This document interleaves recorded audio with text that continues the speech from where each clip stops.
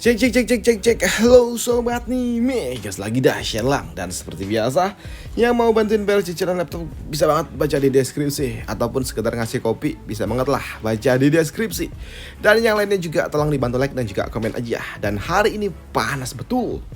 Gila, pekan baru panas gila. Dah yuk langsung aja kita gaskan dulu dah Shelang ya. Langsung aja gaskan.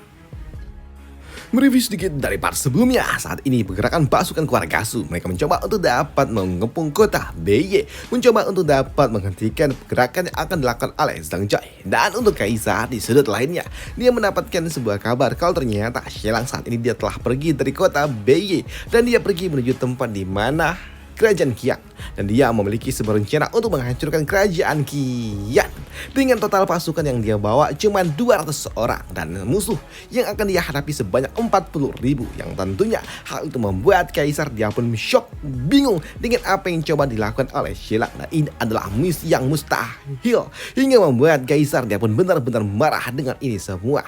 Dia marah dengan Shelang padahal Kaisar cuma meminta kepada Shelang untuk menahan pemberontakan yang mungkin aja akan dilakukan oleh keluarga Su dalam waktu dekat. Cuma nahan 1 bulan doang, tapi Shelang justru malah memutuskan untuk menghancurkan Kerajaan Qian, yang tentunya membuat Kaisar jadi sakit kepala.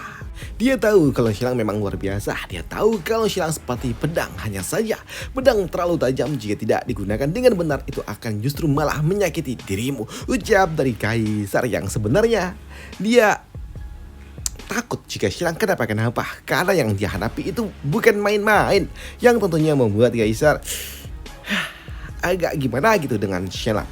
Namun tak lama setelahnya datanglah seorang penjaga yang melaporkan kalau ada sebuah pesan yang dikirimkan oleh pusat, yang tentunya hal itu membuat Kaisar ketika dia membaca, dia pun juga cukup terkejut kalau ternyata saat ini pasukan Kerajaan Hu mereka memutar arah dan mencoba untuk dapat mengambil alih pulau yang ada di wilayah selatan, yang tentunya membuat Kaisar dia pun benar-benar kesal. Apalagi dia juga mendapatkan sebuah kabar kalau Padre keluarga Jin udah disingkirkan, yang tentunya membuat Kaisar dia pun tahu kalau sepertinya ini akan sangat amat merepotkan. Dan untuk Kaisar, dia pun tahu kalau ini semua terjadi pasti bukan ulah dari kerajaan Wu itu sendiri.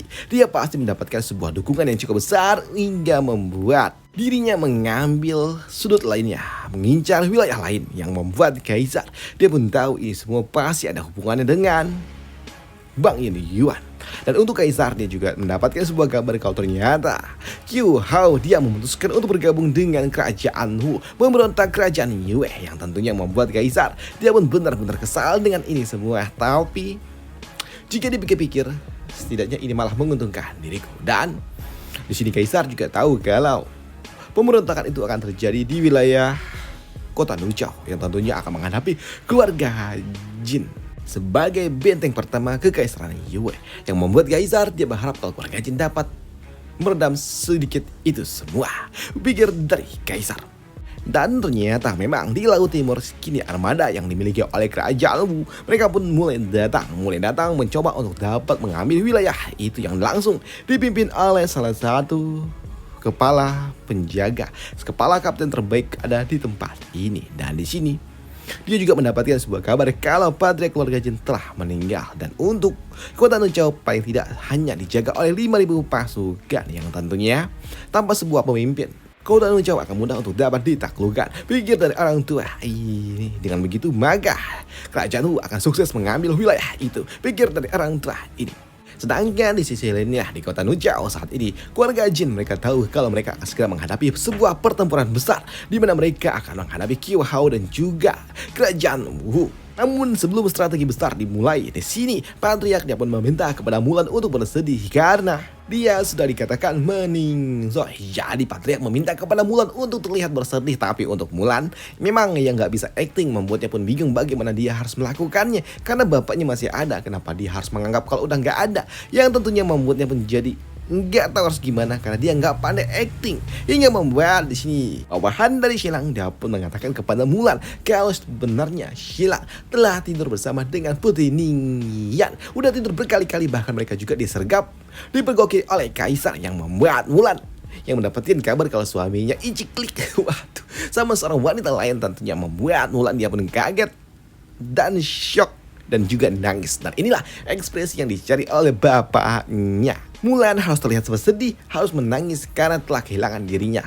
Walaupun sejatinya Mulan nangis karena memang Xialang udah iciklik sama wanita lain. Waduh. Namun tak lama setelahnya, seorang penjaga pun datang dan juga melaporkan kalau mereka melihat puluhan ribu pasukan kerajaan Wu telah bersiap ke selatan. Yang tentunya membuat patriark dia pun tahu kalau sepertinya perang besar memang gak bisa dihindari lagi. Dan dia meminta kepada seluruh anggotanya untuk dapat bersiap-siap. Karena perang besar akan segera datang. Sedangkan di sisi lainnya, di kerajaan Qian di wilayah Aluna berada saat ini, orang-orang yang ada di tempat ini mereka mendapatkan sebuah peringatan dari pasukan milik si Arutai. Di mana di sini pasukan Arutai mengatakan kalau hal besar akan terjadi. Dia meminta kepada orang-orang yang bersama dengan Aluna untuk dapat menyerah bergabung dengan raja baru mereka. Jika tidak, maka mereka semua akan disingkirkan. Ujar dari seorang penjaga hingga membuat beberapa para pengembala mereka pun memutuskan untuk turun, nggak mau bergabung dan tidak mau terlibat dengan sebuah pertempuran politik. Sedangkan di sudut lainnya saat ini Aruna dia pun mendapatkan sebuah kabar kalau kakaknya akan datang menyerang dan mereka juga telah kehilangan beberapa orang yang sengaja ataupun memutuskan untuk meninggalkan tempat ini. Tapi di sini salah satu bawahannya pun meminta kepada Aluna untuk tidak mengizinkan siapapun keluar karena mereka juga membutuhkan pembekalan dari para orang-orang itu. Namun di sini untuk Aluna dia pun enggan untuk dapat melakukannya. Dia nggak ingin menahan siapapun dan jika siapapun ingin pergi maka silakan pergi. Dia nggak ingin orang-orang yang tidak berdosa harus menanggung akibatnya jika terus bersama dengan dirinya.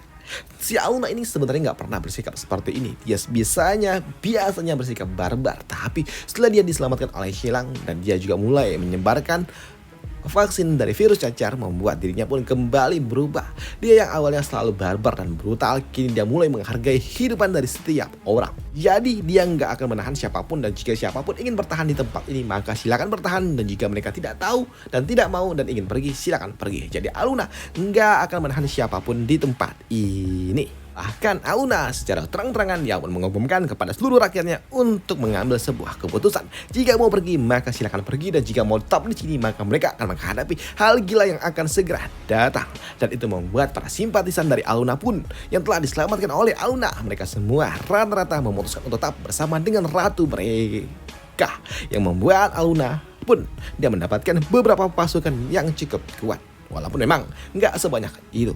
Dan di sini Aluna dia pun mengatakan kepada seluruh pasukannya jika mereka akan bertempur dalam waktu dekat dan mungkin saja tidak akan ada yang kembali. Ujar dari Aluna. Tapi ketika Aluna akan mengatakan kepada mereka siapapun boleh pergi di sini tiba-tiba aja salah satu bawahannya pun langsung pasang badan. Dia nggak membiarkan Aluna membiarkan mereka pergi di sini. Dia pun mengatakan kalau mereka semua harus hidup bersama dengan ratu baru mereka dan menantang para penjajah itu. Ujar dari gadis ini yang membakar semangat dari pasukan Aluna hingga membuat Aluna dia pun bingung. Padahal dia ingin membiarkan siapapun yang ingin pergi ya biar aja. Tapi saat ini ya gimana lagi, ya udahlah. Walaupun di sini Aluna juga tahu kalau pasukan yang mereka miliki saat ini cuma tersisa 2.000 orang doang. Dan jika ditambah-tambah dari total simpatisan mungkin sekitar 4.000, sedangkan musuh yang akan mereka hadapi sebanyak 40.000 dan tentunya itu akan sangat amat merepotkan. Dan dari seorang penjaga juga melaporkan kalau saat ini pasukan dari Arutai telah ada sekitar 50 mil jauhnya dari wilayah mereka dan sepertinya mereka akan datang besok siang. Ucap dari seorang penjaga yang membuat Aluna dia pun tahu kalau sepertinya hari ini mereka semua masih bisa damai tapi besok mereka semua akan berperang. Ucap dari Aluna. Tapi di sini Aluna lagi-lagi dia pun mendapatkan sebuah laporan dari seorang penjaga yang melaporkan kalau ada 200 pasukan kavalri yang datang, yang tentunya membuat Aluna dia pun kesal dengan itu semua. Kenapa datangnya sekarang? Apakah perang besar akan terjadi sekarang? Ujar dari Aluna. Dan di sini Aluna dia akan memeriksa langsung siapa yang datang itu.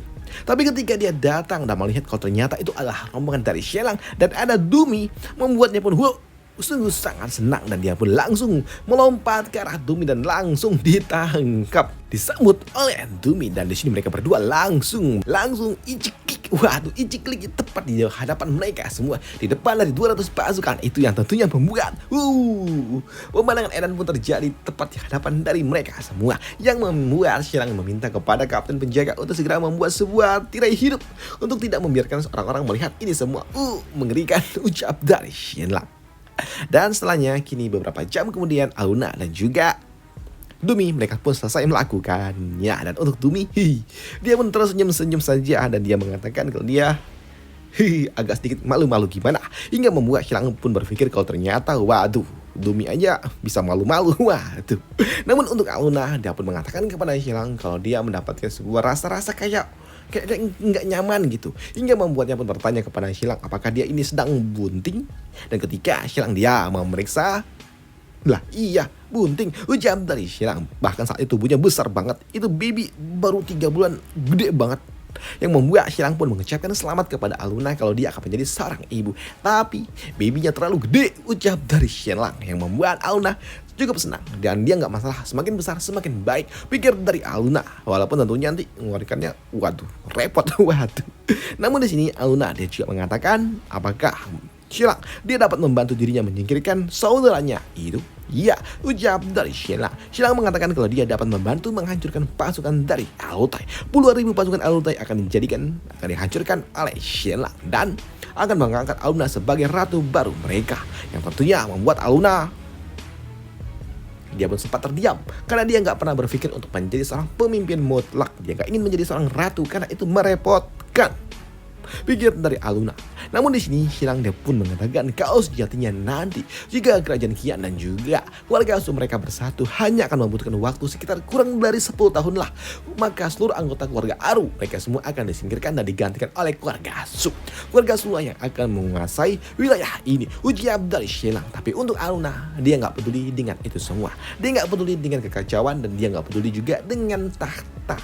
Dia nggak mau berurusan dengan itu semua, ucap dari Aluna. Dia cuma mengatakan siapapun yang ingin menyingkirkanku maka aku akan menyingkirkannya juga. Dan di sini Aluna juga mengatakan kepada Xilang kalau dia hanya memiliki sekitar 3.000 pasukan doang. Dan jika di total ya sekitar 4.000 nggak lebih lah. Sedangkan musuh memiliki jumlah hingga 10 kali lipat lebih banyak. Lantas bagaimana? Apa yang harus dilakukan? Ucap dari Aluna. Dan untuk Xilang, di sini dia pun mengatakan kalau dia dapat membantu Aluna asalkan mereka semua mau mendengarkan apa yang telah dia ucapkan. Dan untuk Aluna dia pun mengizinkan Xilang untuk mengambil komando penuh, dan dia tahu kalau Xilang nggak akan mungkin mau menyakiti rakyatnya sendiri. Jadi di sini Aluna dia akan menyerahkan semuanya kepada Xilang sebagai juru taktik, dan dia juga mengatakan kepada Xilang kalau besok akan terjadi hal besar.